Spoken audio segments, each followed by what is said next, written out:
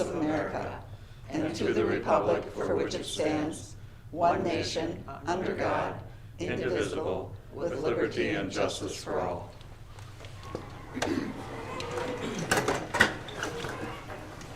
Okay, welcome everyone. Colleen, if you could do a roll call, please. Haveman? Husey? Yes. Johnson? Here. Kirsch? Here. Kissinger Wolf? Here. Long? Here. Perfect. Rudite? Here. Malou? Here. Zimmerman?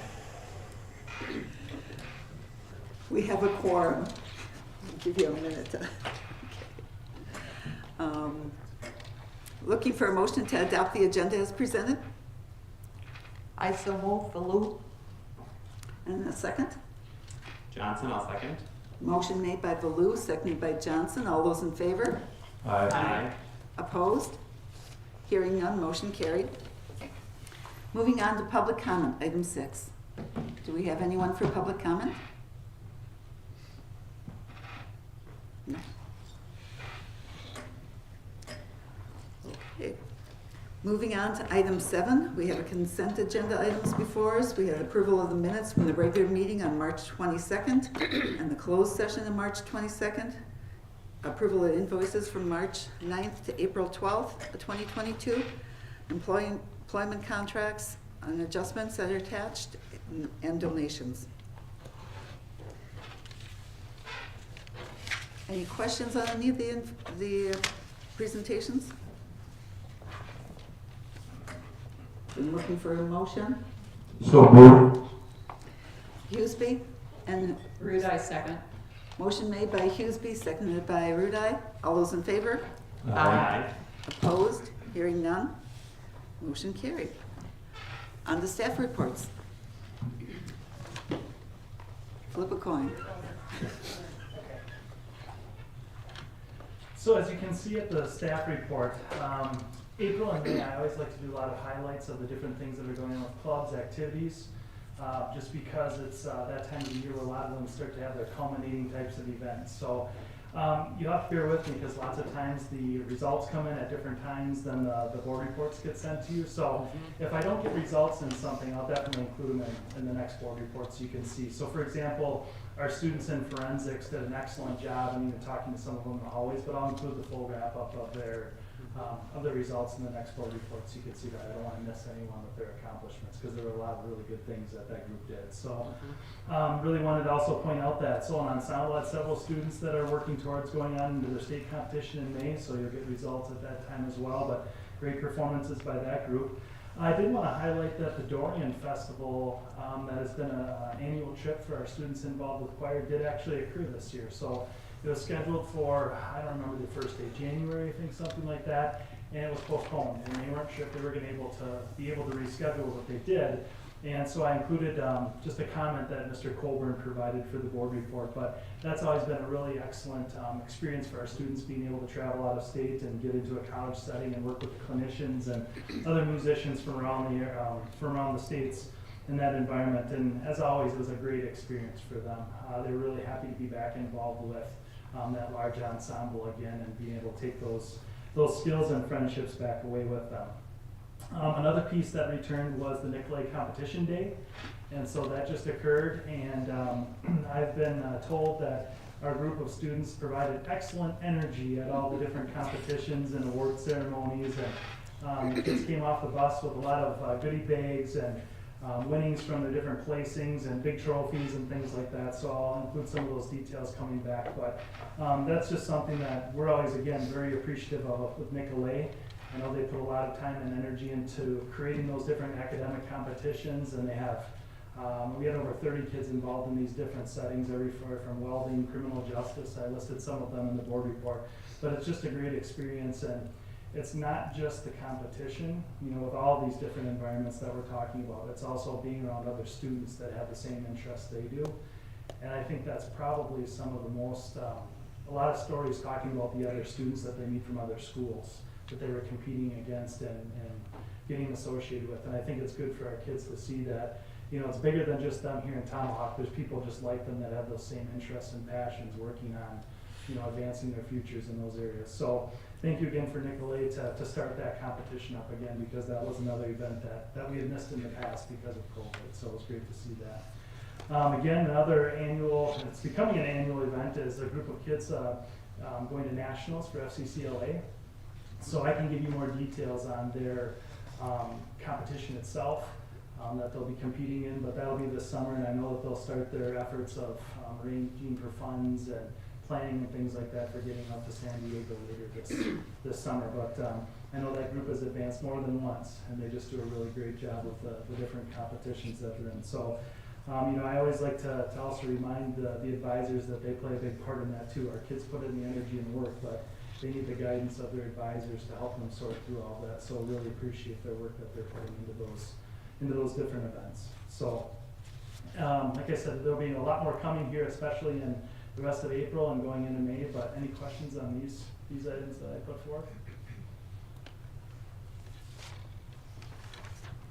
Okay, thank you. Thank you. Ryan, I just have a quick question. Do you know if the seniors are gonna be planning on doing the community day like they They're did? investigating it. Yep, they have a late start right now getting planning, but that whole class is working with their advisors right now to see if there's something that they can do, at least even on a shortened schedule. Maybe it's not a full day, but even an afternoon or something like that. So they're reaching out to some different groups. Be great. Yeah. Thank you.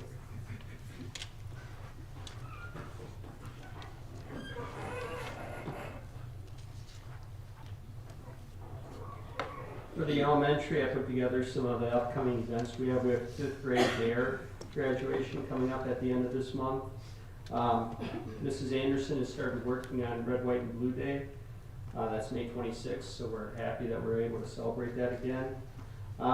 There's some news for the library there, and Mrs. Norman recently found out that she's been selected as a 2022 Herb Cole Educational Foundation Teacher Fellow. So that was a nice award she got this last week.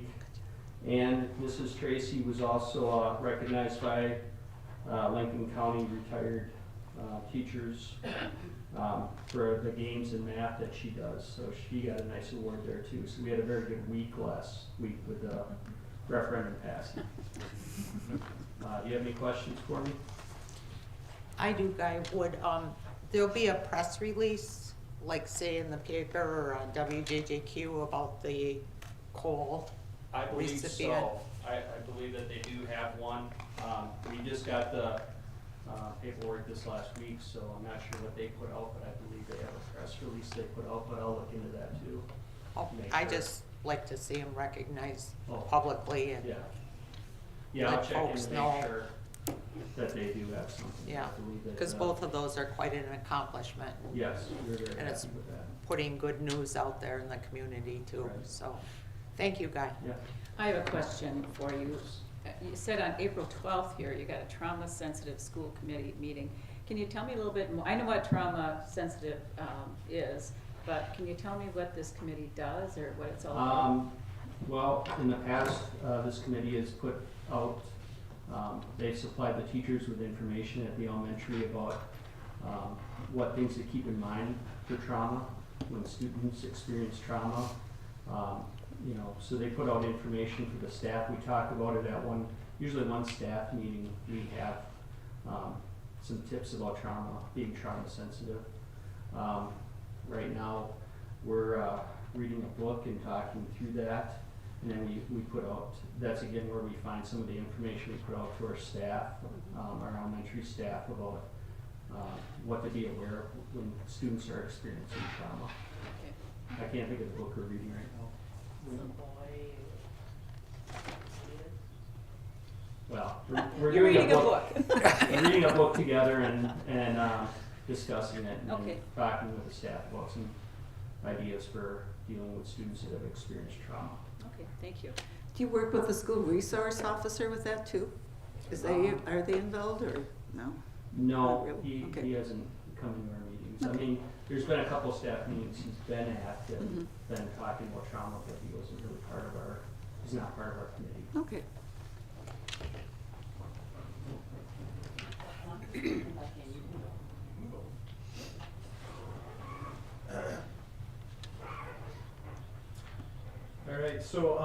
For the middle school, we are wrapping up our forward testing. All 3 grade levels in the middle school are required to forward test. 6th and 7th grade are primarily math, reading, and writing. 8th grade is all 4 core areas. So it rearranges our schedule for those first few weeks in April each year. And we try to spread it out, we try different things so that, you know, we can avoid as much test anxiety and fatigue and other things as we can to try to put our kids in a position where they can score as well as possible. But this year we spread it out, you know, and we didn't test very much in any one given day. We tried to limit the amount of hours that a kid is sitting in front of their computer as much as possible. So that will wrap up over the next couple of days. Then we'll get back to normal. I am happy to announce we are going to have a summer learning opportunity. I have 2 staff members that are committed. We typically in the middle school restrict it to remedial opportunities. There's you know, a number of students who either miss a lot of school during the year or who are struggling in certain areas. And we've had fairly decent success. We'll get a handful of kids, not a ton, but the kids that do participate in that typically you know, benefit greatly from it. So we're able to offer that again this summer. We're going to put the finishing details, and we'll get letters out to families inviting certain students, but obviously it's open to anybody. So we'll get that put together and advertised more towards the end of the month. Track is underway, which is our only spring sport for TMS. I did link the schedule there. I'll know more about participation numbers here in a couple of weeks as things sort of finalize with that. And then the last thing that I wanted to mention is more of a celebration. So you may have seen on the news a week or so ago, one of our middle school students, an 8th grader, qualified for the state spelling bee. So Elliot O'Connor, it was the first day of spring break, so the Saturday that we went into spring break, I think it was the 26th. He competed down in Madison at Madison Tech's Midweek Theater. So over 50 competitors. He made it through round 8 or round 8 before, you know, finally, I don't know which word he misspelled, but try to find out. I think maybe he put it out of his mind, doesn't want to. But he did wonderful. He represented us very well. He worked extremely hard, knowing he was excited going into that and talking with him and with Mrs. Wagner who coached him. He worked really hard to get there and prepare for that. So. And he did wonderful. So he was 16th overall and did a nice job. And I thought the news coverage of that story was excellent too. So. And then as always, I linked our newsletter there that has some additional information as well. Thank you.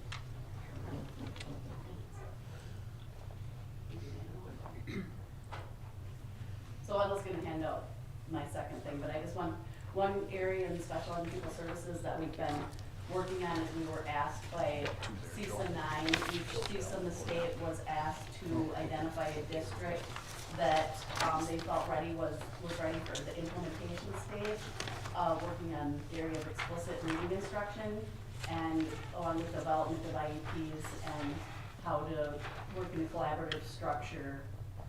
And so we were asked by CISA 9 to be the district to do that. So it's for K through 5, so we're pretty excited that they thought we were ready to go. Our 4th grade team is going to be working on that next year.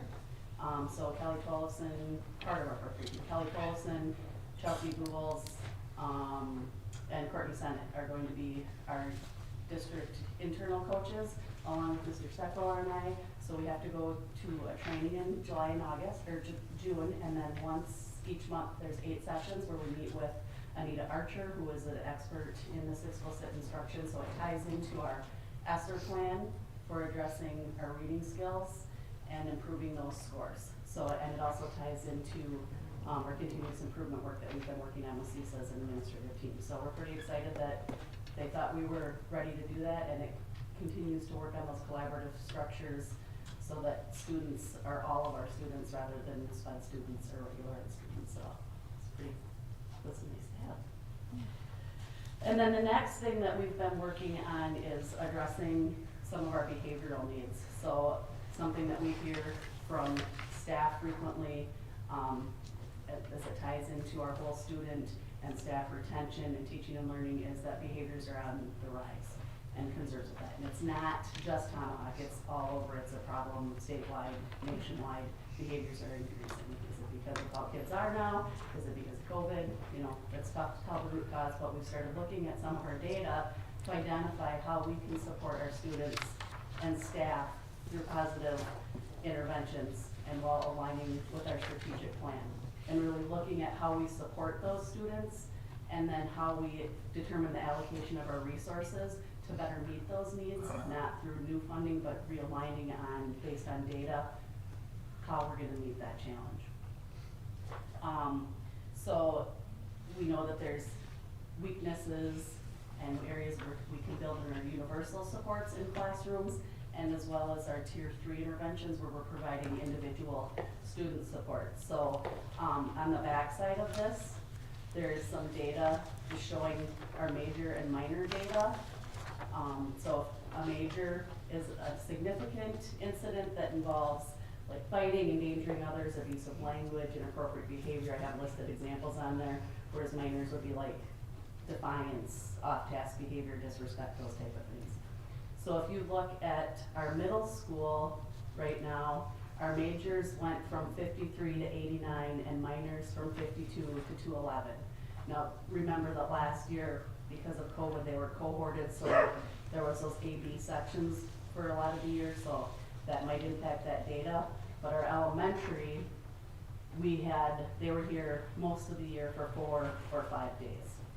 And our majors went from 275 to 500 at this point in the year, and we're not done with the year. So we have to do something to help out our staff and students, because if you don't get you have to get the behaviors first, and then you'll get the academics. So that's one of those areas that we really need to, we're working as an administrative team and our staff and looking at what are our current resources and how can we shift things around and focus on that support so that staff want to be here and feel supported and given the strategies that they need to help students, and kids are able to learn and feel supported as well in a positive way. Anything I missed? Yeah. All right. Question? Anyone? Thank you, Wendy.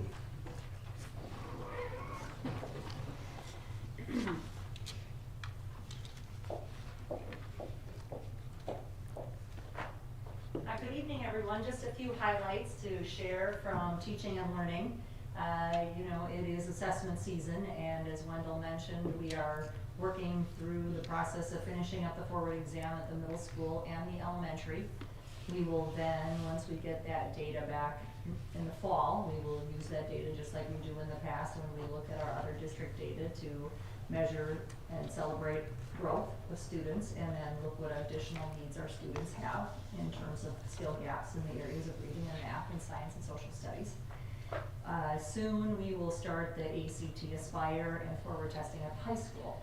So we're getting close to the end. Kudos to our staff and students. Everyone's been working tremendously hard. This throws schedules out of whack a bit, and students, but it's been amazing how hard our students have been working. In terms of curriculum, we're finishing up several different pieces that we have been working on with our elementary, middle school, and high school. So that work continues. Next week we have our April Professional Learning Day, and it's going to really be an exciting day for our staff. We have a certified Google trainer by the name of Eric Hertz, who's going to be coming and working with all the different grade levels on different ways to use various applications and extensions within Google, organizing their Google files, and just really leveraging the tools within Google to help with instruction. That's going to be part of the day.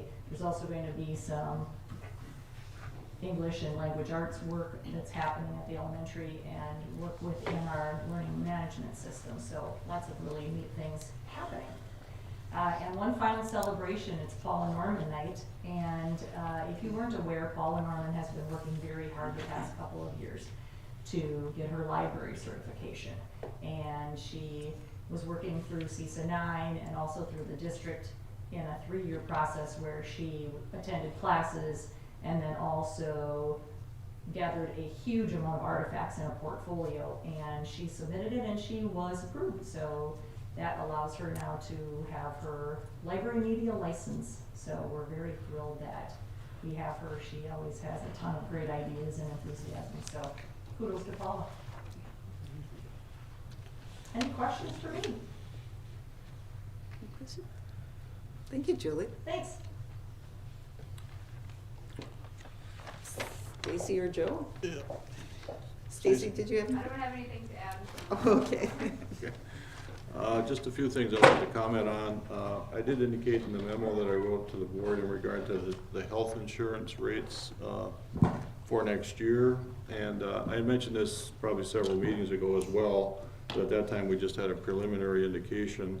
But now it's final that the rates are going to increase 9.5% this year, or for next year. And the cap for the consortium, the district is in a consortium of, I'm not even sure how many districts, but there's probably at least 10, maybe more.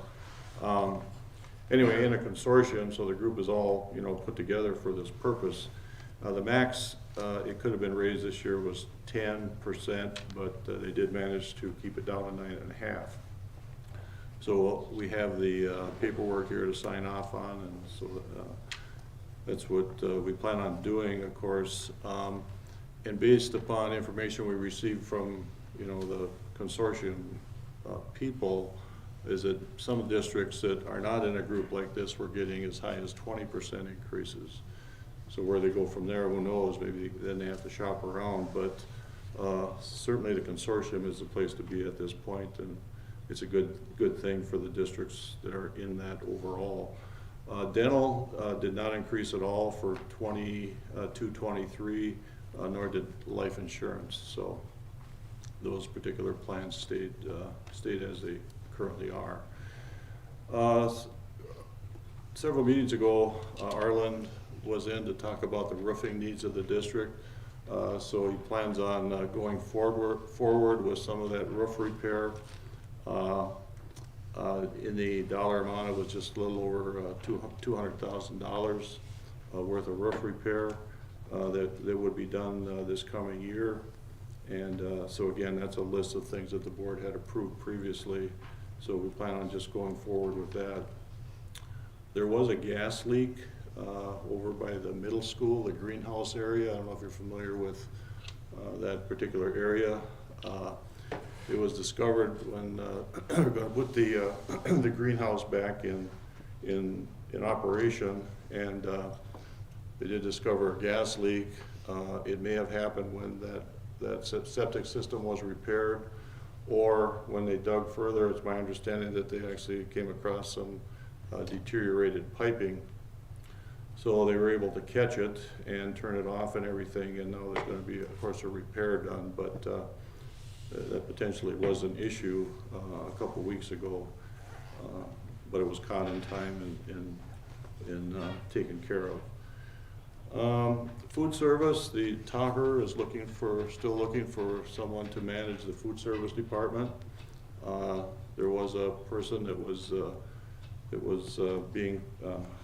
highly considered, but I guess that's gone a different direction now, so they're going to be looking again. So I don't know if they'll have anybody by the end of the year or not, but they are still looking to fill that position. So I guess with that, I would conclude my remarks. Any questions for Joe? I have one, Joel. Do you know which roof will be, is it this one? Over the auditorium, do you know, or? I know they're numbered, and Yep. he's got the numbers, but I'm not sure. I'd have to check with Arlen. Okay, I thought maybe Yeah. I considered not even asking. I can let you know in the morning. Okay. No further questions with the staff reports. Let's move on to item 9, the financial report. Okay, so in the district's checking, savings, and investment accounts, in the checking account in the Tomahawk Community Bank, there's $171,586.04. Savings account in the community bank, $221,442.19. And then again, the local government pooled investment That's where, again, the district gets the best bang for the buck in terms of having the money invested. At this time, there's $13,868,927.15. As I indicated with our finance committee, as far as expenditures and revenues, percentage-wise, they're pretty much on track with, last year to this year. Talking to Sandy, she said that, within the next 2 or 3 weeks, she's gonna be able to project, to the end of the year, so we'll have a better idea just exactly how this year's budget will come out. As of this time, we do expect there to be some funds remaining. And as probably in the past, the intent would be to put those funds in the fund balance and then use the funds potentially for capital type projects such as roofs and boilers or whatever else is needed. So that's where that's at. Any questions on the financial? Okay. Moving on to item 10, approval of the 2023-24 school calendar, which was attached. Wendell, do you want to comment on that? Sure, is the calendar attached? Yep. Okay, doesn't show.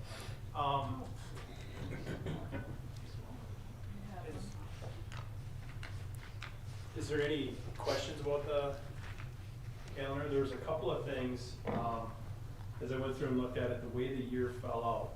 I know we had some conversations this year about trying to figure out times where we could still have vacation built in or extend some of that throughout the year so that some of those longer periods.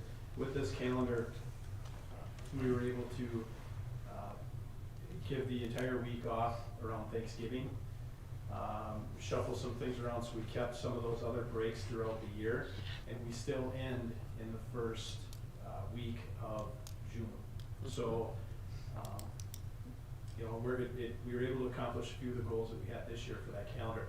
I don't know that that would always be sustainable to do that, or without pushing into that second week very far, but it did work out here. So we did run it through. Staff had an opportunity to comment, and I had a lot of positive comments on some of those changes. And the only thing that did come up was a couple of requests to look at if we could tweak our spring break so that it was more in line with what potentially Rhineland or Merrill is doing. The problem is we have to choose one or the other because nobody's got this week. So we're kind of all over the place. So if it ever works out, that's something I'm conscious of. If they're ever on the same week and they have their calendar approved before we do, we would be able to do something like that, especially for our teachers that live in other districts and have their kids there and that sort of thing. So is there any questions that the board has after seeing the calendar?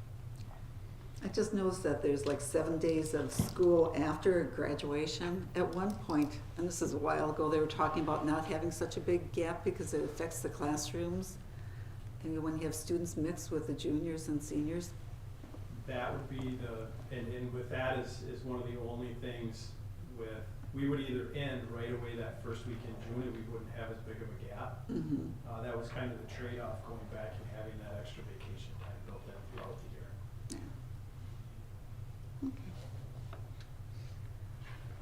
Okay, any questions for Wendell? Then looking for a motion to approve the 2023-24 school calendar as presented. Rudai, I so move. Long second. Motion has been made by Rudai, seconded by Long. All those in favor? Aye. Opposed? Hearing none, motion carried. Moving on to item 11, approval of revisions to the following policies. You have the policies on here that we had discussed at the last meeting, and we had to bring some of these back. They're attached. Any questions on these? I think there was some explanation in the file. The policy 3120 and 4120, employment of support staff, that they've been revised so they match. 5112, the entrance age. There's questions on section D, and I talked to Dave about that, if anybody else had any questions or concerns on that policy.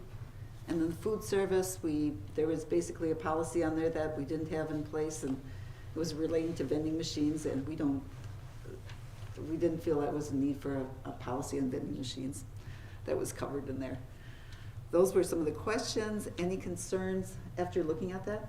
Anybody have? Okay. Then I'm looking for a motion to approve the 4 policies, item 11A through D. As presented. Long, so.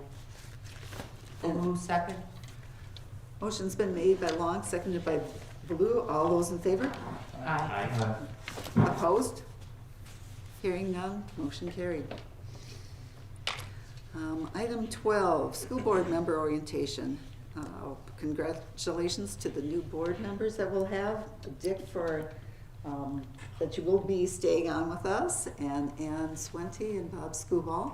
We have an orientation set up with Ann and Bob for next Monday at 10 a.m. That we'll go over some of the stuff. I have the notes from last year when we talked about orientation, so we'll add some of that stuff in there, and we'll welcome aboard. And if anybody has any questions or concerns, let us know. But we've got that out there. They'll be sworn in on Monday and take over, and there'll be a couple leaving our midst here. So we thank you for your service. We have something here for you that we'll present. But that's basically what I have for the orientation, that we'll be going through some of that, Joe, and we'll get their computers and all that lined up. But with that, I'm going to go on to thank Bonnie and Jeff for their years of service. There's a certification here that I'm going to pass on to you in a little bell that goes on. You can ring your way up, and it's not Tinkerbell. That's good, that's good. So we have this here. Thank you. Thank you. Appreciate your time and effort that you've put into this. Now I lost my place. Okay. Moving on to item 13, board referrals. We do have something here from CISA that the next meeting or in May, we do the reorganization for the board, and we'll need to appoint a CISA. Is that a CISA representative? That's basically what this letter's about, Yep. I believe. Okay. We had talked about everybody kind of needing a break, and we may not have a second meeting for the month unless something comes up. We'll see. We'll see. We'll see. Okay. Wait and see if something comes up. We'll just see once what comes up and what goes on, because everybody's put a lot of time and effort into things. Appreciate all the work with the referendum and getting the word out, spending the time out there and working with the administrator, the district administrator, pulling all that stuff together. The board's done a great job in working together, the teamwork in that. I appreciate all of that. I don't have anything else. Board referrals. Anybody? I guess I just want to echo what you said, just, thanking everybody who was involved for the referendum, for the community support committee, and Doug for all the work that you did, and everybody else on the board who stepped up at that meetings, and Joe and Wendell and everybody. Just thank you for everybody's hard work and getting it done. Feels good to have that weight off our back, I think. So. Yes. We can focus on their education. Appreciate that. Okay.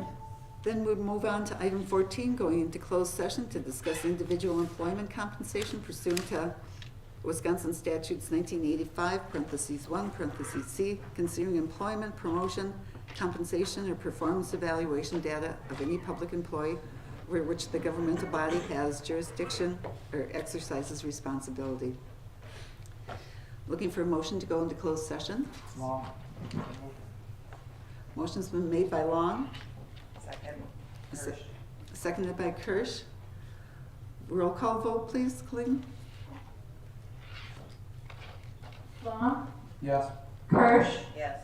Kissinger Wolf, Yes. Rudite, Yes. Baloo, Yes. Hughesby, Yes. Johnson. Yes.